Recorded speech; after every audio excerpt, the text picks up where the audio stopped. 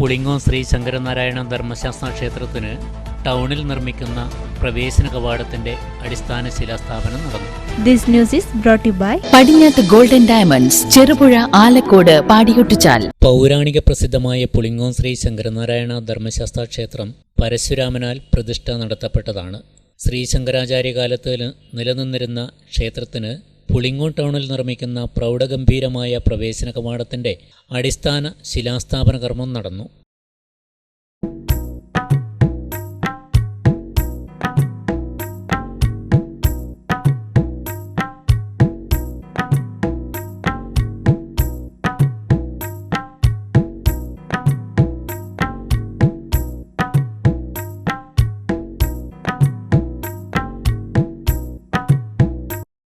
ക്ഷേത്രം മേൽശാന്തി പരമേശ്വരഭട്ടിന്റെ കാർമ്മികത്വത്തിൽ പ്രശസ്ത ശില്പി ഉണ്ണി കാനായി ശിലാസ്ഥാപന കർമ്മം നിർവഹിച്ചു.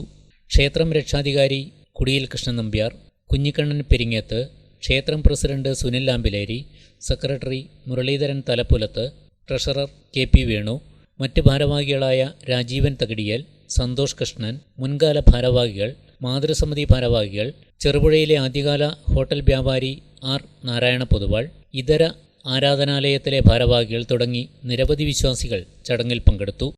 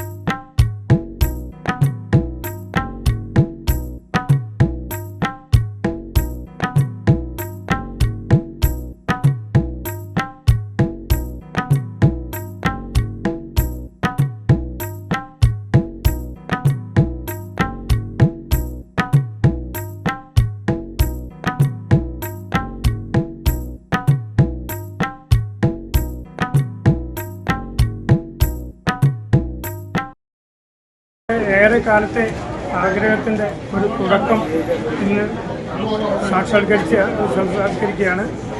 നമ്മുടെ പ്രശസ്ത ശില്പി ഉണ്ണിക്കാനായി വിവേകാനന്ദൻ്റെ അടുത്ത് നിൽക്കുന്ന ഒരു അധികം ഇതിലവർക്ക് കുറച്ച് പരിചയക്കുറവായിരിക്കും. എങ്കിൽ പോലും അയാൾ ശരിക്കും പറഞ്ഞാൽ ലോക പ്രസിദ്ധനാണ്. നമ്മളെ ഈ ഗോപുരം നിർമ്മിക്കുന്ന ആളും കൂടെയാണ്. നമുക്ക് വേറെ അഭിമാനിക്കേണ്ടതുണ്ട്. അതുകൊണ്ട് ഈ ഇതിപ്പോൾ ഇതിൻ്റെ പൂജാകർമ്മങ്ങൾ നടന്ന് പറക്കല്ല് സ്ഥാപിച്ചിട്ടുണ്ട്. അതുപോലെ ഇതിൽ പങ്കെടുത്തതെന്ന് നമുക്ക് ഏറെ സന്തോഷം. നമ്മളേറെ ബഹുമാനിക്കുന്നതായത് നാരായണ പൊതുവാൾ, അദ്ദേഹം നമ്മളെ അടുത്തുണ്ട്.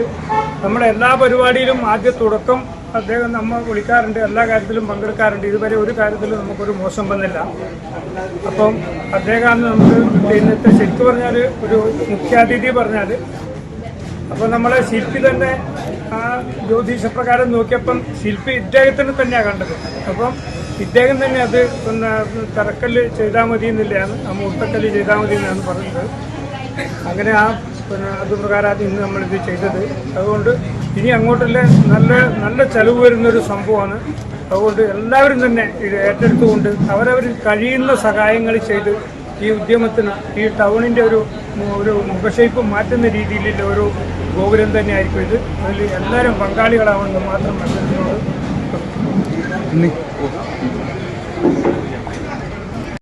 അരിക്കല്ലിട്ടിരിക്കുന്നത് എൻ്റെ ഭാഷയിൽ പറഞ്ഞാൽ അത് അഭിമാന സ്തംഭമാണ്.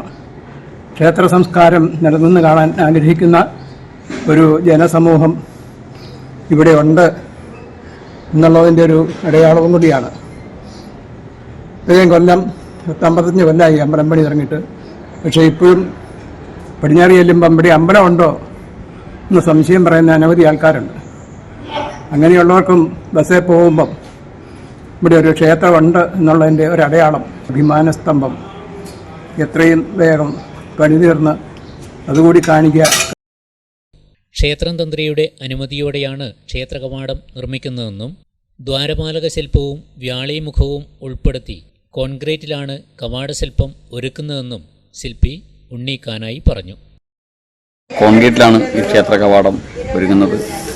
4 ദ്വാരപാലകരും അതുപോലെ ശങ്കരനാരായണൻ്റെ ശില്പവും അതുപോലെ വ്യാളിമുഖവും അതുപോലെ ക്ഷേത്ര കൊത്തുപണികളോട് കൂടിയ 4 തൂണിൽ കൂറ്റൻ കവാടവും അതുപോലെ മണ്ഡപവും ഒരുത്തിൻ്റെയും മാതൃകയിലാണ് ഈ ക്ഷേത്ര കവാടം ഒരുങ്ങുന്നത്. ഒരു 3 മാസത്തോളം സമയം വേണ്ടിവരും ഇത് പൂർത്തിയാവാൻ.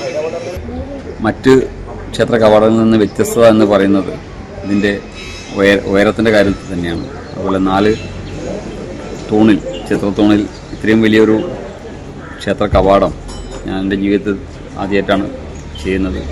4 ദ്വാരപാലകന്മാരും ക്ഷേത്ര കൊത്തുപണികളും അതുപോലെ ക്ഷേത്രത്തിൻ്റെ ഐതിഹ്യവും എല്ലാം ചേർത്തിണക്കിക്കൊണ്ട് നിർമ്മിക്കുന്ന ഈ കവാടം ഏതായാലും ഒരു പുതുമ നിറഞ്ഞത് തന്നെയായിരിക്കും എന്നുള്ളത് യാതൊരു സംശയമില്ല.